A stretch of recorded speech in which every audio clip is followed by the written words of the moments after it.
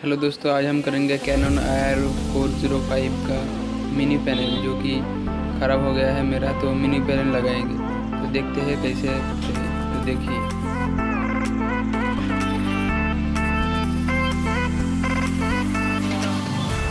तो देखिए ये इसे लगाना पड़ेगा।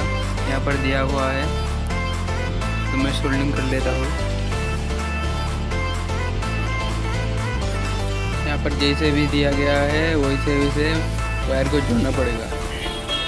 तो वैसे वैसे वायर को जोड़िए।